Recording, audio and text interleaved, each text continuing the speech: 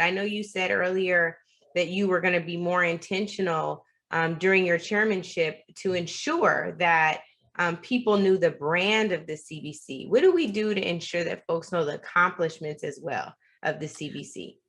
I think we have to talk outside of ourselves. The CBC is so good about fixing things, but not broadcasting what we've done.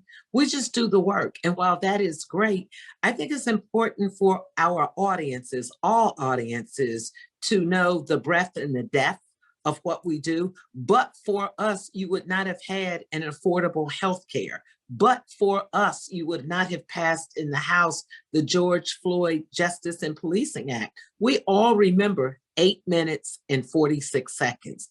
It was the CBC that went out. We wouldn't have a Martin Luther King holiday. We wouldn't have the Tri-Caucus. It was Congresswoman Eddie Bernice Johnson, the nurse. We would not have had the meeting with Nixon, but for the Black Caucus pushing it. Then let's fast forward or go backwards to Black people fighting for civil rights and voting rights. John Lewis, continuing to take us across the Edmund Pettus Bridge. All my children of the light, born in the Senate, the studies trying to teach you right. They see God in everything I write. Welcome to this edition of On One with Angela Rye. I could not be more excited to be sitting with someone who has been a mentor to me from up close and afar, Congresswoman Joyce Beatty, who is the newest chair of the Congressional Black Caucus, and it's 58 members this Congress. And it's the 50th anniversary of the CBC, which was where I used to work, but I'm still part of the CBC family. So Ms. Beatty, as you know, I'm still working there. How are you doing? Oh, wonderful. And let me just tell you how excited I am to be on your show. And you are always part of the CBC and certainly a dear friend and someone that I'm just happy to talk about the Congressional Black Caucus with you. Well, I had to have on red glasses and a red lip because I knew you were going to be in red. So I was like, let me be in uniform today. Thank you. So I want to just start with you and ask, how are you feeling so far? Like, I know when you first come into this chairmanship, you are like, I have so much to do in 2 years. So I want to get into that too, but I just want to know first off, how are you feeling, Miss Beatty? Well, let me just tell you, it is the greatest honor you can have to have your colleagues vote you into being chair of the Congressional Black Caucus. But every day it's a new challenge, it's a new idea. And just think, I took the chairmanship when we're dealing with an insurrection, inauguration of a Democratic president, a Black former CBC vice president, and an impeachment.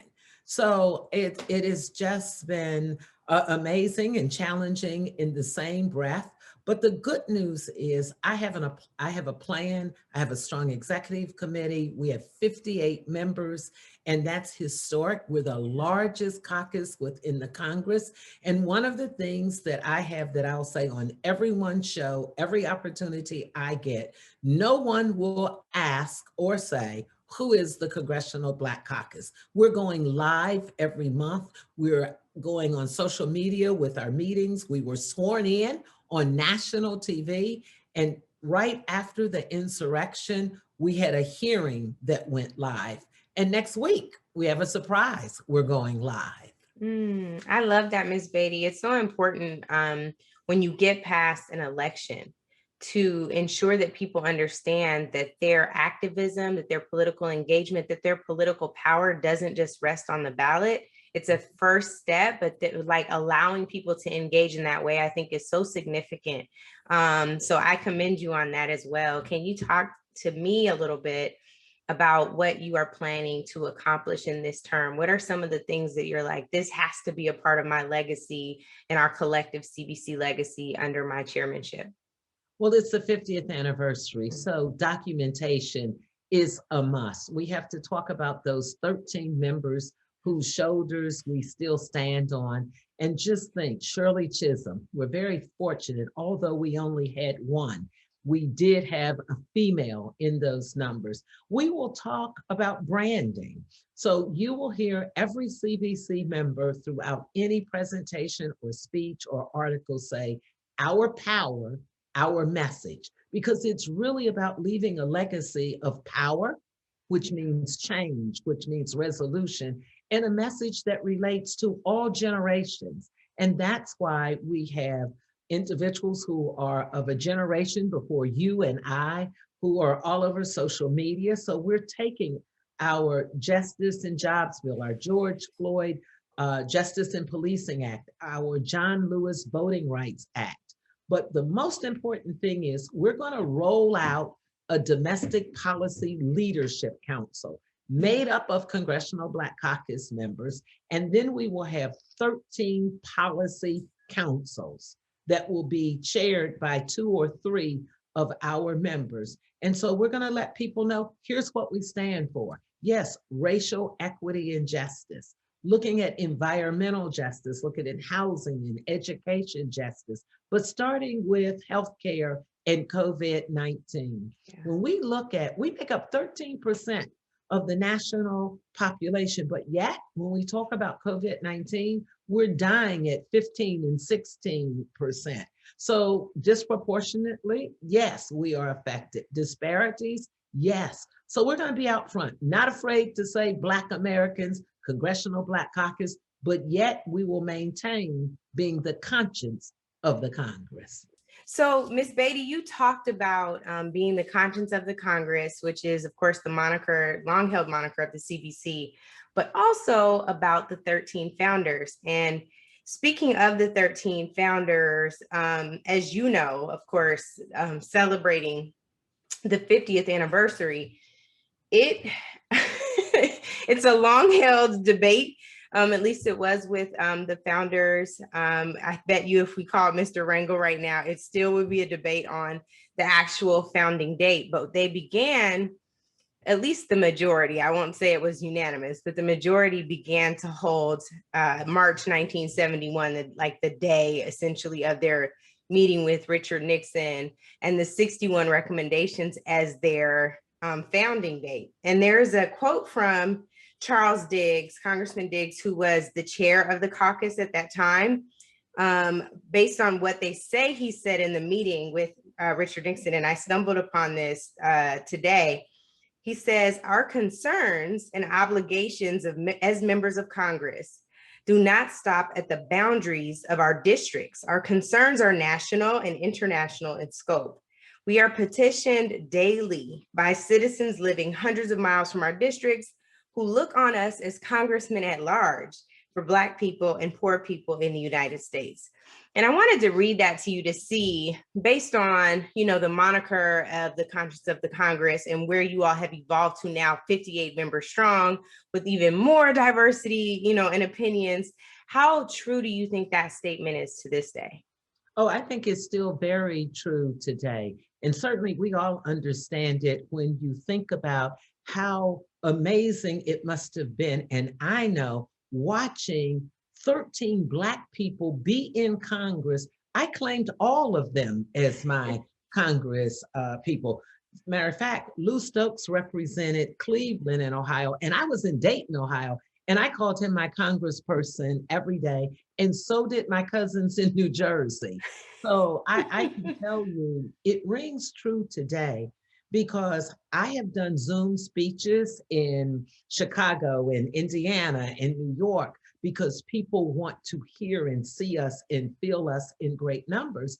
And then when you think about it, everyone does not have Black representation. That's right. In many states today, we only have one member that's a CBC member, and historically that has been the case. And plus, our issues are national and international. We talk about immigration. We now have a chairman of the Foreign Affairs Committee that's a Black man, Congressman Greg Meeks. Agriculture, we don't traditionally think of us in that role. Chairman David Scott, chair of agriculture. Science and technology, Eddie Bernice Johnson. And financial services, Maxine Waters. Education, a Black man in labor. Congressman Bobby Scott. Mhm. So when we think of what we touch, how far our reach is, then we do represent America. Yeah, absolutely. It's so interesting. You just brought up financial services. And Congresswoman Waters was my first political job as an intern. And one of the things that I've been so impressed with, not only watching her on the Financial Services Committee, but you all as like a voting bloc, a cohesive voting bloc. But now, of course, you chair the subcommittee on diversity and inclusion. How important is it, Ms. Beatty, as you consider how far we've come in these 50 years since its founding, to right now, to have diversity and inclusion subcommittees within every committee of jurisdiction in the House? And why do you think that hasn't happened? Well, I think it's very important, first of all, and I think we all are understudies under Congresswoman Maxine Waters. But I think once she became chair, it gave her more control, more discretion, more ability to lead in an official way. She's always been a leader in that committee. But having her as the chair, she was bold enough to push and be able to get the diversity and inclusion as a subcommittee. And why is that important? When we look at the disparities in the workplace, when we look at equal pay for equal work, when we think of contracting and how small we are, but more importantly, when we think of the lack of access to capital, when we think that someone decided that we should have minority procurement, and that was code for give some Black Americans some contracts. And while that was great, but then someone decided 3% was great. And that's where the problem lies for me. We're talking about on a scale of 100%. So whether it's 3%, 5%, 8%, and when majority folks brag about that, that hit home for me that that should not be acceptable to me. I don't know what the number is. I don't think we should lock into a number. I think we should be able to say, when you represent a company and you have billions and billions of dollars, and you don't have anyone that looks like me managing it in the C-suites or reporting directly to the CEO or on the board, then that needs to be fixed. And that's where we started. We started with the largest financial institutions. Why? Is so important because they also are the lenders. When you look at us getting access to capital for a business, when you look at the hardships we have with getting a home financed or even a car financed, we wanted to make sure that there were people who looked like us inside the room, who would understand or educate us on what to do. And we're making great progress. We first started that they came to the table. I would tell you 10 years ago, I would have said, you will not get the largest financial institutions in the country to send their CEOs and be sworn in and interrogated by 2 Black women and have to make change. And that's happening today because of Congresswoman Maxine Waters, the legislation she's written, and her tenacity. I love that. As I was listening to you talk about government contracts, I said, uh-oh, we're going to be in trouble. We forgot Congressman Thompson on the Homeland Security Committee, who's also a chair. And I was coming to that because I was hoping you would ask me about the insurrection and the security of us. Congressman Thompson is a good friend and certainly a national leader. He was there during the insurrection. I talked to him afterwards. He was actually getting people outside of the secure room or the room that was supposed to be safe for us, but there were our colleagues on the other side of the aisle who refused to put masks on. So he was personally telling people he had found another room to get those individuals into that room. He is, there are so many people who have yet to understand the power of Benny Gordon Thompson, not only as chair of the Homeland Security Committee, but also in all of the ways that he's moved the needle on local Black politics in Mississippi, or really statewide politics in Mississippi, and the way that he's groomed so many young people of color, on the Hill. And I just think it's so funny because there are folks who are more vocal than he is writ large, but folks one day will really understand his power. One of the things I wanted to ask you about is, just like Congressman Thompson, so many members of the CBC, Ms. Beatty, arguably you too, kind of. There are a lot of folks that don't know the full power that you all move in and how often you're working on behalf of our interests, and folks don't know about it. I know you said earlier that you were going to be more intentional during your chairmanship to ensure that people knew the brand of the CBC. What do we do to ensure that folks know the accomplishments as well of the CBC? I think we have to talk outside of ourselves. The CBC is so good about fixing things, but not broadcasting what we've done. We just do the work. And while that is great, I think it's important for our audiences, all audiences, to know the breadth and the depth of what we do. But for us, you would not have had an affordable health care. But for us, you would not have passed in the House the George Floyd Justice and Policing Act. We all remember 8 minutes and 46 seconds. It was the CBC that went out. We wouldn't have a Martin Luther King holiday. We wouldn't have the Tri-Caucus. It was Congresswoman Eddie Bernice Johnson, the nurse. We would not have had the meeting with Nixon, but for the Black Caucus pushing it. Then let's fast forward or go backwards to Black people fighting for civil rights and voting rights. John Lewis, continuing to take us across the Edmund Pettus Bridge. President Barack Obama was in the Congressional Black Caucus. Congresswoman Kamala Harris, now vice president. Congressman Cedric Richmond, now advising the president, and he's not 50 years old yet doing this. Congresswoman Marsha Fudge, going to be the Secretary of HUD. So when you think about what we've done without broadcasting it, so that's part of my agenda. That's part of our power, our message, letting the people know. And it's also reaching out to different generations. I did D.L. Hughley's show. We're going on shows that aren't our traditional audience. And that's another reason why we're doing podcasts and we're doing social media, in addition to MSNBC or CNN. And I think that's what's important. I love that. I'm thinking now, just to switch gears again, thinking about all of the things that the CBC has done that people don't know about. There is a common thread though with other members of Congress. You all go vote, all get sworn in the same way, all have voting cards. And you all had a shared experience this year at the beginning of your chairmanship. Called that day to check on you, like, where are you? Are you good? Can you stay in your office?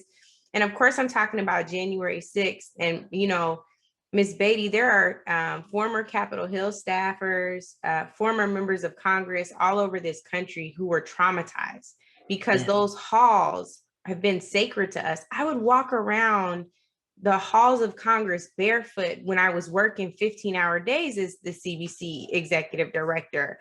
But I still can't imagine what you all experienced that day. If it's okay, and if you don't mind, I would love for you to share with the audience, not how you felt as an elected official, but how you felt as Joyce Beatty, the woman who was unsure when all of this started happening, what was going on. Your first CBC meeting, right after your first CBC meeting, this is what happens. Well, first of all, Angela, it was unimaginable. Yeah. And CBC probably saved my life. And the reason I say that, it was my first meeting as the chair. And so we were debriefing. Instead of me leaving to rush to that same tunnel hallway where they were, I decided to meet with my brand new staff. So I had very young staff who were there, and I was explaining the history and how great this meeting was.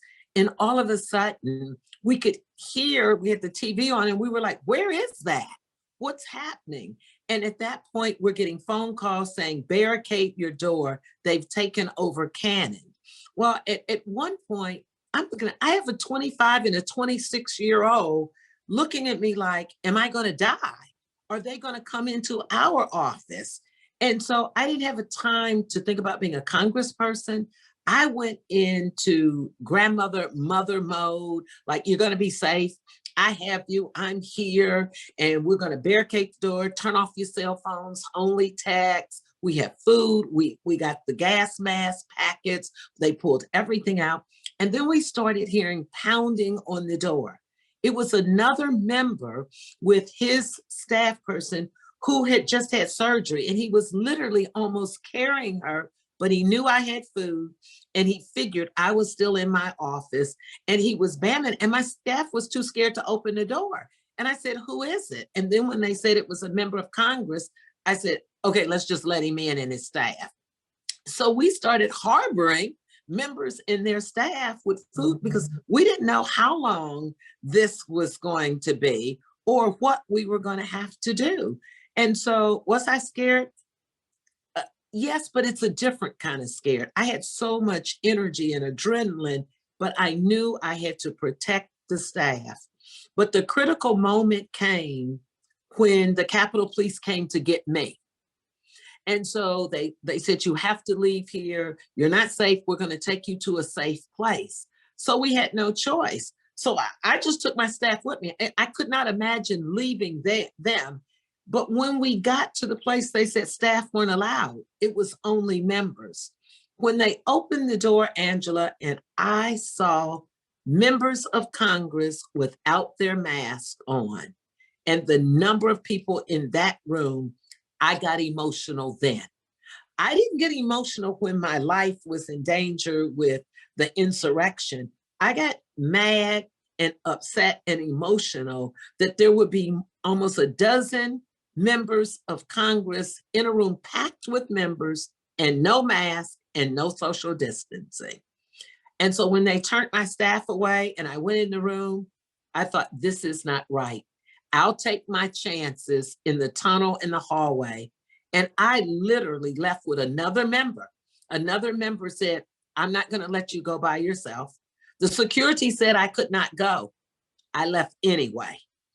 The other member went with me halfway, and then she said, just run. You know where the train and all that was shut down, and it was dark. And literally, I ran from the tunnel to Rayburn and bammed on my door. And it was like when they opened the door and saw me, it was like, thank God you came back to get us. And for another 2 hours, we barricaded ourselves there. And so I'm glad you asked me. This is the first time I've really told the story, this emotional, this bringing back all the memories. But I knew as a leader, I had to do something. So that's when we did the hearing. We went live. We brought in Malcolm Nance, one of the most prolific, best authors, commentator on talking about insurrection. We brought in the National Action Network with Reverend Al Sharpton. We brought in Mark Morial. We brought in Elisa Garza. We started asking people to come in and talk to us and the nation, because I still have to lead. I still have to fight for justice and what's right. Wow. I mean, it's still so shocking that this could have gone a completely different way. And for 5 people, it did. And so I just wonder now, Ms. Beatty, as you of course are aware of the NAACP's lawsuit against Donald Trump for not only incitement, but conspiracy. They're relying on the Civil Rights Act of 1871, a Ku Klux Klan statute. It's 2021. It's like, how is that even real? Talk about your thoughts on the lawsuit. And of course, Congressman Thompson is the lead plaintiff. We've talked about him a little bit already, and there are other members considering joining. Do you think that other members of Congress will join? I believe that several white members have also joined, because the KKK statute is not exclusive to Black elected officials, despite the fact that it's Reconstruction era. It's expanded to anyone who's prohibited from doing their job as a result of white, I'm trying not to say supremacy anymore. I feel like it gives it too much power, but white toxicity in action. Yes. Well, I think certainly we applaud Congressman Thompson for his leadership and for doing this. Several members are looking at it. You know, I told Congressman Thompson that we would look at it. We have to get all of the ramifications and the legality. I immediately wanted to go on it. I thought it was an amicus brief lawsuit. It's not. So we're working through the details, but certainly we are supportive. The concept is amazing. We applaud Derek Johnson and the NAACP for being in this fight with us. Derek Johnson did a briefing for the Congressional Black Caucus members, so we can get all of the details to be as helpful, but we just applaud Congressman Thompson for standing up. And that's what CBC members do. You know, you stand up and we embrace and support you in a variety of ways. So I'm very pleased to go on the record to anyone listening that I stand with applauding Benny Thompson. We're going to support him in any of the ways that we can as members of the CBC. When you think about not only this lawsuit where, of course, members of Congress are taking a leadership role, but also the second impeachment trial of Donald Trump in the Senate, you had two impeachment managers who are from the caucus. You have Joe Neguse and Stacey Plaskett. Talk about how important it is for us to be represented, our voices, our perspectives, when trying to bring this last president to justice, to actually have to face consequences for many of his actions, where he's faced none for really all of his career. I think it was important because America got to see diversity and in action. And it also said to those young folks that you could go to school and do anything you want to do. I mean, to watch Joe Neguse perform and have scholarly opinions and statements, it brought hope. And hopefully that generation that he represents felt proud. And I hope it will get more people engaged at any level. And then to have someone like Stacey Plaskett come who can't vote on the House floor, but yet she could fight for the House in this country in such amazing scholarship and presentation. To see their legal work in action was amazing, not only to Black people, but to all people. And I have had a lot of majority folks come to me and say the best presentations were, and every time they said it, Joe Neguse and Stacey Plaskett was in there. But let me add this to it. The door was opened in the first impeachment. And I have to say, I was equally as proud of Hakeem Jeffries, a CBC member, and Val Demings, a CBC member. And we could go on and have 10 impeachments, and we could give you 2 or 4 members or more of the CBC who would be that stellar. So I don't want to leave the impression that we have 4 exceptional people. We have tons of exceptional people within the CBC and outside of the CBC. And so often people get excited and say, oh, they're exceptional because they're Black. We don't say to majority Americans when they perform that they're exceptional. So that was just a taste of what we have within the CBC, albeit they were amazingly exceptional. That is so good and such an amazing point. To your one of your points at the top of this, which is, of course, Cedric Richmond has departed Congress to go and serve in the administration. And so has Congresswoman Marcia Fudge, not only your colleague in Congress, but also from the Ohio delegation. Yes. Talk about what Black women, and really everybody should do, but Black women specifically, to support her confirmation process, Ms. Beatty. This should not be difficult at all, but nonetheless, she is not confirmed yet. So what do we need to do? I think we need to continue to lift her up. I think it's important to contact your senators because that's where that vote will take place. She got through the first vote. She did not get all of the senators, but overwhelmingly she did. I'm very optimistic that she definitely will get confirmed. She is brilliant. She is a scholar, and people only sometimes know what they see. She's very direct, but she's very competent. When you look at, she's been a mayor of a city. She's a lawyer. She has been the national president of one of the largest civic organizations in the country.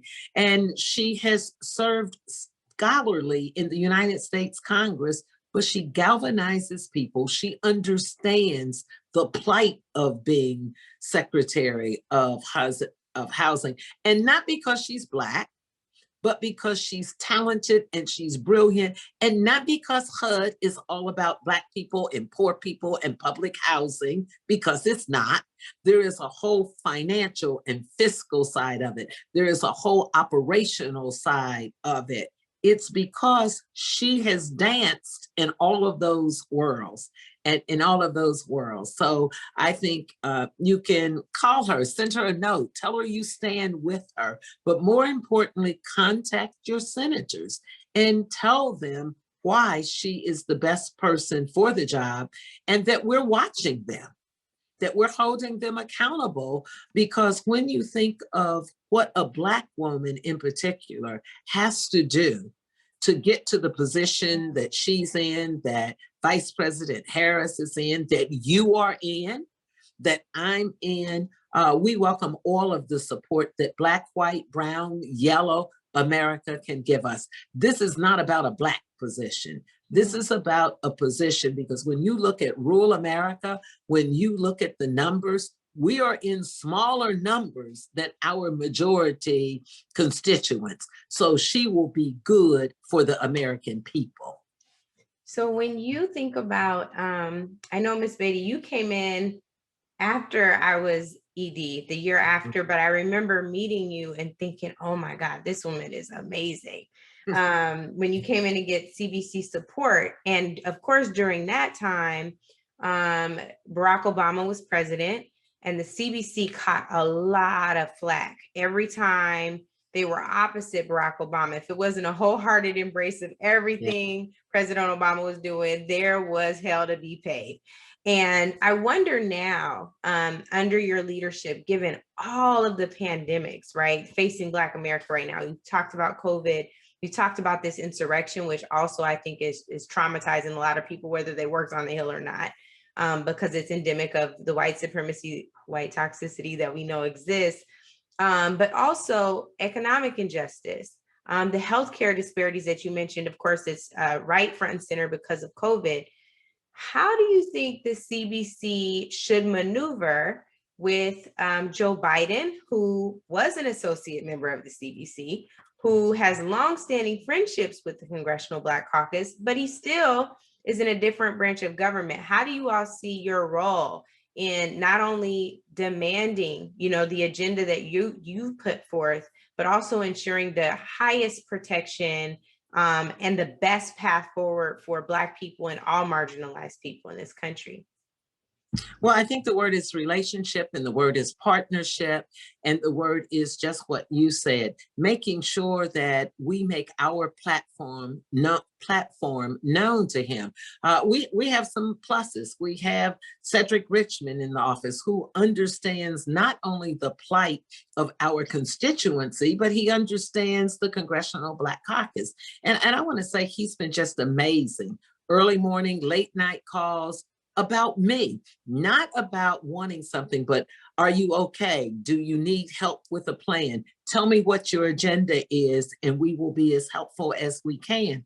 I couldn't ask for any more. You have a president who went on national TV and acknowledged that Black people were responsible for getting him elected, and he would have our back. And he has done an amazing start at the beginning. Now, we're not going to maybe agree with everything that he says or does. While we are on the same page at this time, we have our agenda, and we have priorities for us that may not match every one of his priorities in the same time and space. I don't believe that we will be far off on his list of priorities, because in actuality, those priorities came from us. Think about it. Jim Clyburn talking in his ear, advising him, Cedric advising him, think about Congresswoman Marcia Fudge was a part of that advisory team and now will be a part of his team. And she will not turn her back on our constituents or her back on us. And then I've always had a great relationship with President Biden. And don't forget, we have Vice President Kamala Harris. And this ticket has been referred to internally and externally more than any ticket I've heard is the Biden-Harris administration. And I think that's going a long way. She's taking her time to put her specific agenda together. She's not afraid. She spoke out about the vaccination. She wanted to make sure before she got out there that she could say it was science and it was medicine. She has not been silent on economic access. She's not been silent. She was writing a Black home ownership piece of legislation before she went on to be the vice president. I've now picked that up. She talked about a piece of legislation I had with the Federal Reserve to get more Federal Reserve presidents. We only have one with Raphael, who is from Atlanta, also like Raphael Warnock. We also have a Federal Reserve president, Raphael Bostic, out of Georgia. So maybe there's something about Atlanta right now that is really on fire. But I think we will have our conversations with the vice president. I think we'll work them out. I feel very hopeful and very positive because he's off to a great start. I love that.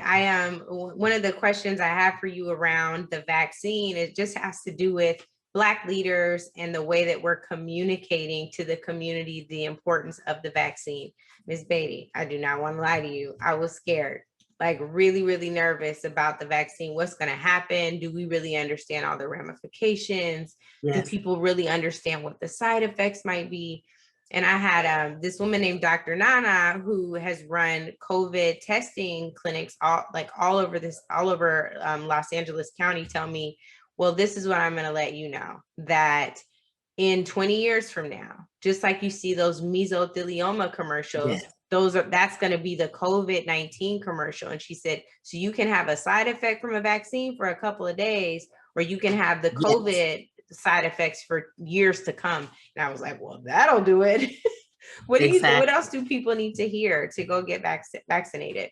Well, I'm so glad you told that story. And that's what you need to hear. I was very much the same. You know, I was apprehensive because I remember all of the things we have learned and read about the Tuskegee experiment, Henrietta Lacks. And so I went on record saying, I'm not sure. Plus, I didn't want to get it before all of the essential workers and all of those people that I felt if they wanted to get it, because we didn't have enough of the vaccine early on. But then as more people started talking about lead by example, I started tracking the number of calls that I was getting from young sisters and for older people, or people saying, should my mother and father get it? I was very careful because I can't tell you what to do, but I could educate you just like the doctor did with you. And so I started telling people, I'm going to get it because I believe in science and medicine. And now we have scientific and we have medical information. So I rolled up my sleeves and I got the shot. But here's the thing that we're doing with the Congressional Black Caucus. Men and women, I'm proud to say, at all generational levels, we took photos. And just yesterday, we have put a video together with data and information, and it has about 20 photos to music with the 20 members of the CBC who were first to get the vaccination. And we say, trusting science, trusting medicine, we're leading by example. I'll send it to you. It's very powerful. Well, I will post that. Just like I want to post the link for the next public meeting. And anytime you guys need me to post anything to ensure that folks see our members in action, you know I'm down to do that. Thank you. Thank you for doing this tonight. Oh, it's my pleasure. It's my pleasure, Ms. Beatty. I want to just leave everyone with, you know, if there's one thing that you can educate folks who will be watching this for the first time, maybe wondering if a Congressional Black Caucus is still relevant, and, you know, how can that be so if everybody's not monolithic? If you could leave folks today with something they should know about the importance of the CBC. We've talked about what you want your legacy to be already as the chair, but something else you want them to know as they walk away from this podcast. I think I would say to everyone that's listening, we need you.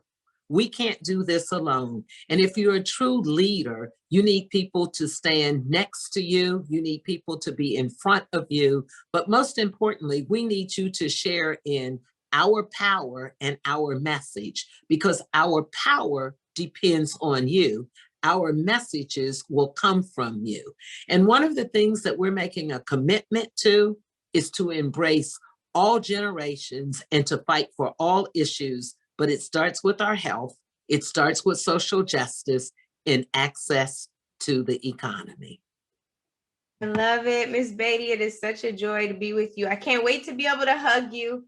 I know, I miss you so much. I want to say thank you. And we want to get you to come to the Congressional Black Caucus.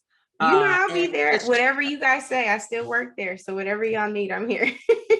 We'll make it happen. I have one more Zoom tonight, so I'm gonna hop on.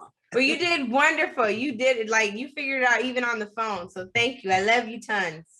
Thank you much. Bye-bye. Bye.